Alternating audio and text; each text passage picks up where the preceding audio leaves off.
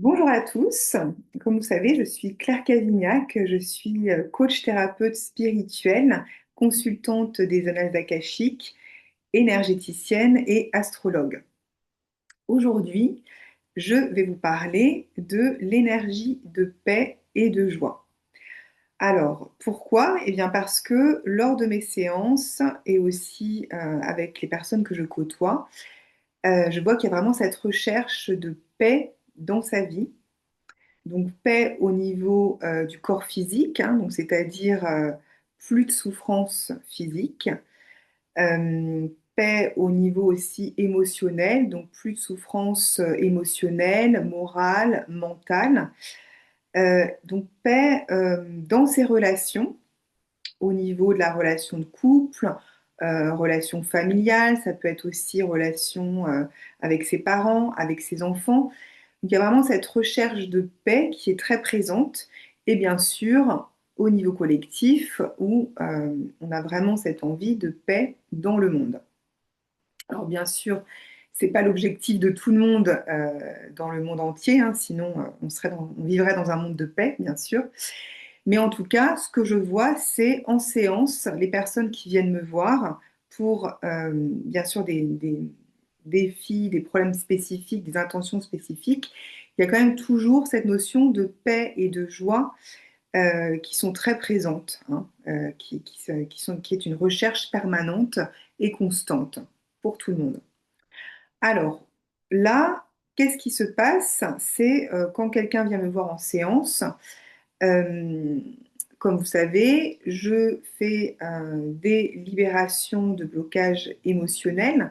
Donc, par exemple, dans les annales akashiques, où on libère tout ce qui est blocage personnel, transgénérationnel et ou karmique de vie antérieure.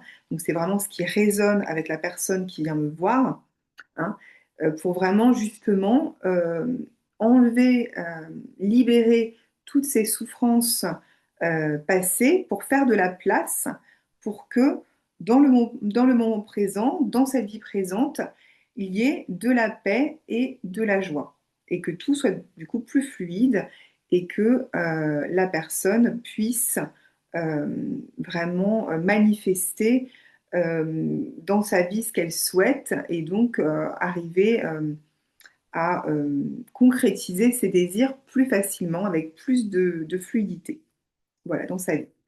Donc là, c'est ce qui se passe. Donc, on fait des séances de réalignement de l'âme où on libère tout ça. On peut également faire des séances de soins énergétiques pour vraiment libérer tous les blocages énergétiques et vibratoires, hein, pour que tout soit plus fluide. Et après, qu'est-ce que l'on fait avec ça?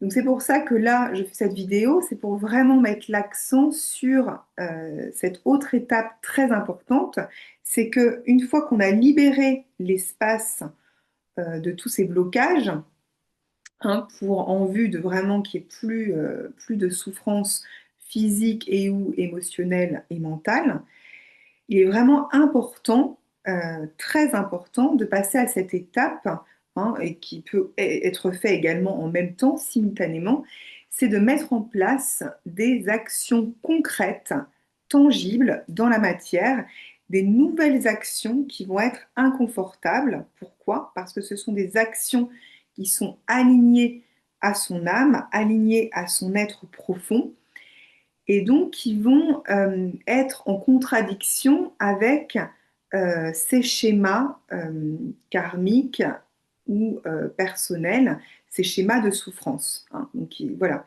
Donc c'est très important de mettre en place ces nouvelles actions parce que c'est ces actions concrètes qui vont permettre, qui vont vous permettre, hein, si vous regardez cette vidéo, c'est que certainement ça résonne pour vous.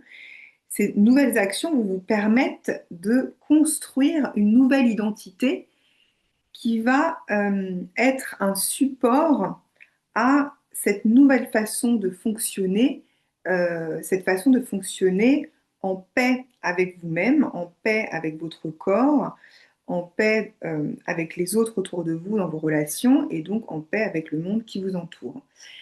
Et cette nouvelle identité, elle se construit pas à pas chaque jour avec ces nouvelles actions qui vont vraiment en fait permettre d'ancrer ce réalignement de votre être profond, ce réalignement de votre âme, donc d'ancrer cette libération de blocage, hein.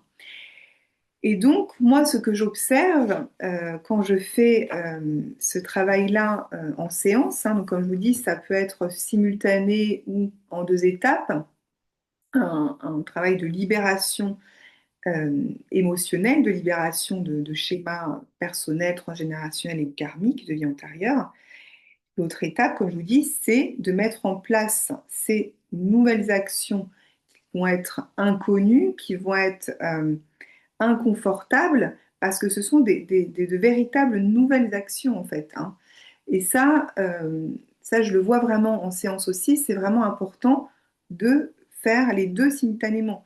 Si vous allez voir quelqu'un pour euh, je ne sais pas moi, une séance de travail énergétique avec un énergéticien ou hypnothérapeute ou sophrologue ou autre thérapeute ou autre coach, si vous faites tout ce travail de libération émotionnelle pour justement retrouver un système nerveux qui est plus calme, plus paisible et qui vous permette justement de mettre en place ces nouvelles choses dans votre vie, et bien après, comme vous savez, vous avez tout ce vide, toute cette place.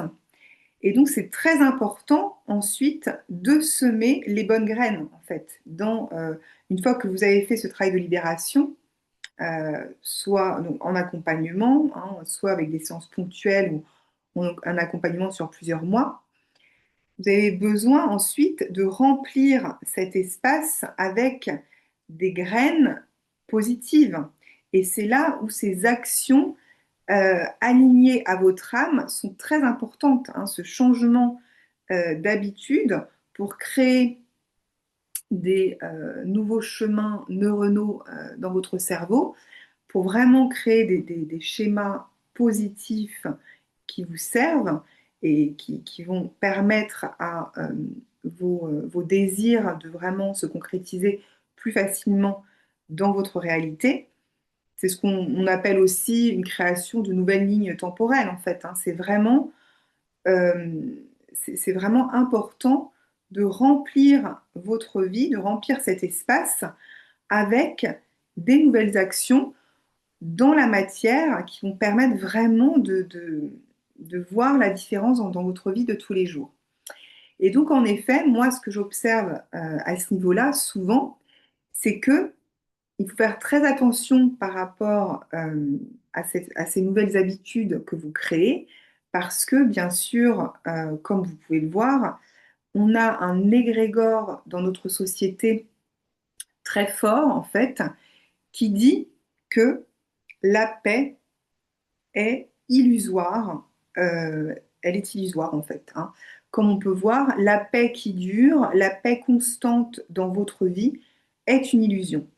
Cette croyance-là, très forte dans notre société, cet égrégore, de penser qu'un monde de paix est une illusion, que c'est un monde de bisounours, que ça ne peut pas exister, eh bien, cet égrégore-là est très fort dans notre société.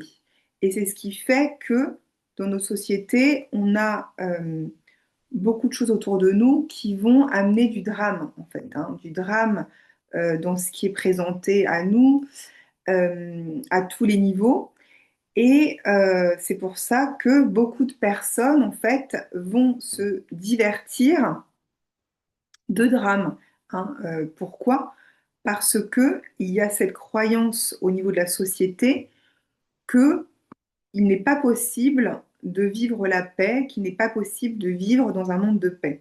Donc vous allez dire, vous pouvez voir cette grande contradiction, c'est que beaucoup d'entre nous, beaucoup d'entre vous souhaitent vivre, euh, incarner cette paix, donc ressentir cette paix au niveau physique dans son corps, donc plus de souffrance physique, ressentir cette paix au niveau émotionnel, donc voilà, ne plus ressentir vraiment de souffrance, d'émotions négatives, et donc de vivre cette paix aussi, qu'elle soit présente au niveau collectif, au niveau relationnel et la paix dans le monde. Mais de l'autre côté, on a cet égrégore très fort qui est présent et qui dit très clairement, la paix n'est pas possible. Pourquoi? Puisque, comme vous pouvez voir dans les médias, euh, on nous montre des drames tout le temps. Donc, on nous montre, peut-être que c'est la paix chez vous, dans votre ville, mais en tout cas, euh, la paix n'est pas présente dans telle ville, dans tel pays, dans tel environnement. Donc, il y a vraiment cette injonction de la société qui est là pour vous dire en permanence la paix n'est pas possible, hein. Et comme je vous disais, il y a beaucoup de gens qui associent en fait cette paix à de l'ennui, hein. Donc ça, je le vois aussi très fortement autour de moi et en séance. C'est que parce que la paix peut être inconfortable, hein, puisque les souffrances ont été très présentes pendant longtemps au niveau physique, au niveau émotionnel, dans l'enfance, au niveau transgénérationnel, les ancêtres ont vécu beaucoup de souffrances. C'est la même chose au niveau karmique, dans les vies intérieures. Donc la souffrance est quelque chose de familier, donc une zone de confort. Et donc quand on passe pour justement arriver à fluidifier votre vie, hein, quand les gens viennent me voir en séance, c'est pour justement amener très concrètement cette fluidité dans leur vie, qu'il n'y ait plus de blocage pour accéder à ce qu'ils souhaitent mettre en place dans leur vie. Et comme je vous dis, c'est souvent relié à cette énergie de paix et de joie, et donc à mettre fin à des souffrances. Donc, il faut faire très attention à ne plus connecter à cet égrégore, à cette euh, forme de pensée collective indépendante très forte de la société qui dit que la paix est une illusion, la paix ne peut pas exister et surtout la paix est un ennui. Donc souvent ce que j'observe, c'est que quand une personne a enfin ne ressent plus de souffrance émotionnelle ou physique et, euh, et que cet espace euh, qui a comme un vide qui est présent parce que c'est une période de transition où il faut remplir cet espace de nouvelles choses, eh bien, il faut faire très attention à ce moment-là de ne pas continuer des habitudes négatives toxiques et de ne pas se consommer un divertissement qui est fait de souffrance. Parce qu'après, il peut y avoir cette tentation de se dire, ah là, c'est très inconfortable d'être dans cet espace de paix et de joie, puisque c'est nouveau, c'est inconnu. Qu'est-ce que je fais maintenant? Ah, il y a ces habitudes-là de consommer des divertissements. Comme je vous dis, ces divertissements, ils peuvent être d'ordre différent, hein. Ça peut être de regarder des séries, des films, euh, d'écouter certaines musiques, d'aller dans certains endroits, de discuter avec certaines personnes aussi qui sont pleines de drames, qui vivent des drames et qui vont vous raconter des drames. Et donc, il faut faire très attention dans ce moment-là et se dire, bon, qu'est-ce que je veux nourrir dans ma vie? Qu'est-ce que je veux voir éclore dans ma vie? Est-ce que je veux continuer à nourrir cette énergie de drame, de souffrance, de guerre, de violence, tout ce monde-là qui existe, c'est certain, mais moi, je décide maintenant de ne plus participer à ce monde-là. Pourquoi? Parce que je souhaite justement donner vie, donner mon temps, mon énergie à un monde de paix et un monde de joie.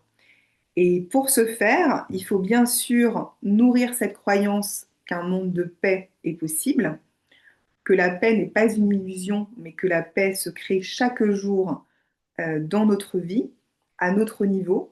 Et c'est comme ça qu'on peut l'étendre, comme vous savez, à un niveau plus large.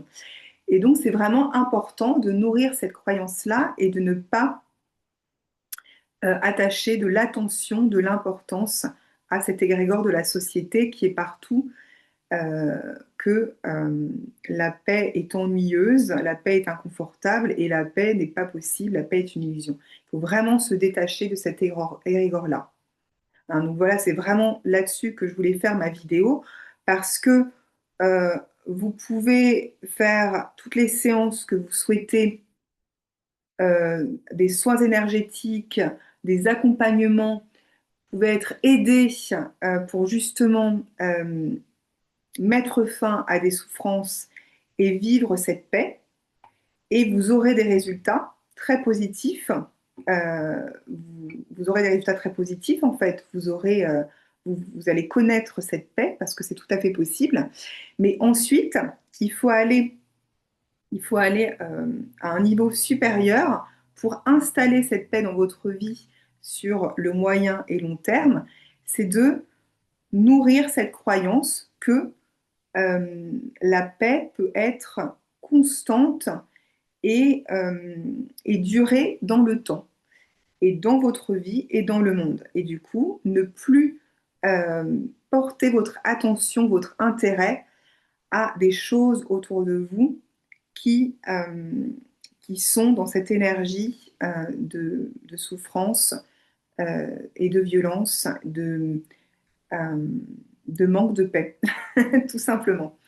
Alors, les révélations que l'on a en ce moment, des grandes révélations qui, bien sûr, c'est des révélations qui ont été révélées il y a bien longtemps, mais maintenant, ce sont des révélations qui sont, on va dire, présentes pour un public plus large.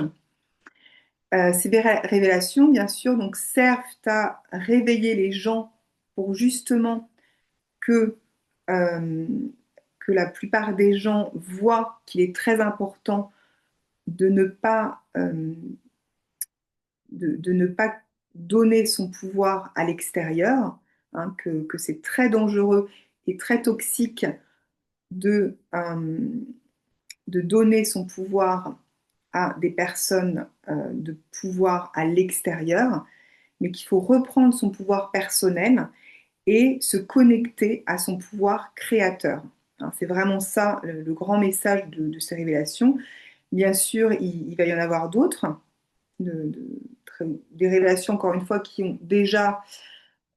sont déjà présentes depuis un bout de temps dans des médias, on va dire, moins mainstream. Et là, bien sûr, les révélations sont révélées au grand jour.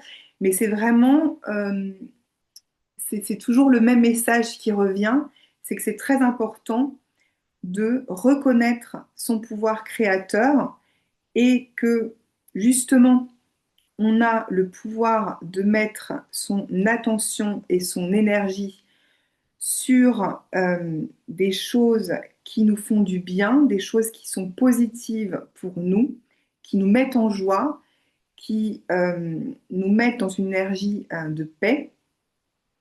Et donc, on a vraiment ce pouvoir-là très fort de consacrer notre temps et notre énergie à des choses positives qui en valent la peine. Hein. Et plus on cultive ce pouvoir créateur, ce pouvoir personnel, et ben moins les personnes dites de pouvoir dans le monde auront de pouvoir, tout simplement. C'est voilà, c'est une loi de cause à effet. On, euh, on reprend notre pouvoir personnel et surtout, on sort de ces schémas de passivité et de victimisation pour, euh, pour voir qu'on a ce pouvoir à l'intérieur de nous. Et donc, on met notre énergie, notre attention sur des choses qui nourrissent notre pouvoir personnel. Et à partir de là, il n'y a plus de possibilité pour des personnes à l'extérieur d'avoir aucune autorité ou pouvoir euh, toxique, dangereux sur les autres. Voilà, tout simplement. C'est ce que l'on peut observer et c'est ce qui se passe au niveau, encore une fois, individuel et collectif. Donc le message vraiment fort de cette vidéo, c'est qu'il est important de respecter toutes ces étapes pour mettre en place ce qui vous met à cœur dans votre vie, hein, et pour mettre fin à des souffrances physiques, mentales, morales et émotionnelles.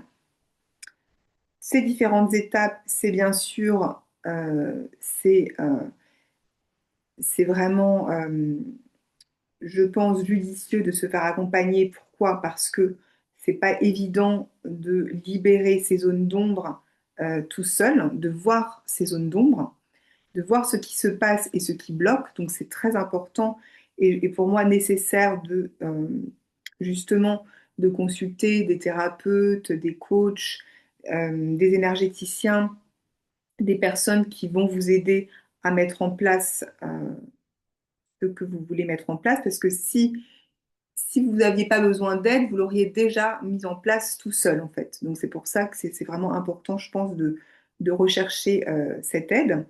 Donc ça, c'est la première chose. La deuxième chose, c'est vous allez vous faire aider et donc à libérer ce qui bloque. Donc ça, c'est bien. Ensuite, l'autre étape, c'est de vous faire aider pour mettre en place des actions positives pour vous, alignées à votre âme, alignées à votre être profond. Ces nouvelles actions qui sont positives pour vous, qui vont donc être inconfortables. Donc c'est pour ça que c'est souvent important de se faire aider parce que c'est pas évident d'aller tout seul dans ces zones d'inconfort. Hein. Peut-être qu'on peut le faire de temps en temps de manière ponctuelle, mais sur la durée, de manière régulière, pour vraiment avoir des résultats, ça, c'est pas toujours évident. Et donc, la dernière étape, qui est pour moi une étape essentielle, c'est vraiment de se détacher de cet égrégore fort de la société qui veut maintenir les gens dans le drame et la souffrance et la douleur pour pouvoir mieux les contrôler. Hein. Donc ça, c'est vraiment ce qui s'est passé dans le passé avec toutes ces personnes de pouvoir euh, et ces personnes, donc voilà, euh, de pouvoir. On ne va pas aller plus loin. Il y a toujours une fonction à la douleur et à la souffrance, c'est pour qu'il y ait, c'est plus facile du coup de manipuler des gens qui sont bien sûr dans la souffrance. Donc voilà pourquoi cet égrégore existe dans la société. C'est pour que des personnes de pouvoir peuvent y trouver leur compte. Donc, la dernière étape importante, c'est bien sûr de se détacher de tout cet égrégore-là qui a été mis en place dans la société pour maintenir cet aspect de victimisation. Il faut s'en défaire totalement et ce sont des habitudes néfastes et toxiques dont il faut se détacher pour connecter à son pouvoir personnel et nourrir cette croyance que la paix peut exister, que la joie peut exister de manière permanente dans notre société. Et en fait, plus on nourrit cette croyance au niveau individuel, plus on le voit dans notre réalité que c'est possible, plus ça amène de la confiance à mettre en place ce nouvel égrégore positif dans la société, et plus en effet, ça peut ensuite se propager au niveau collectif et, euh, et donc, il n'y aura plus de cet égrégore qui existe aura beaucoup moins d'impact parce qu'il sera plus nourri, tout simplement. Hein. C'est comme ça que ça se passe. Voilà. Donc, j'espère que ce message a bien résonné pour vous. N'hésitez pas à partager cette vidéo avec des personnes qui en ont besoin, qui ont besoin de sortir de cet état de victimisation dans leur vie, de reprendre leur pouvoir dans leur vie, de voir comment ils sont à la source de ce qui se passe dans leur vie et comment ils peuvent changer ça. Voilà. Et puis bah, moi, je vous dis à très bientôt pour une autre vidéo.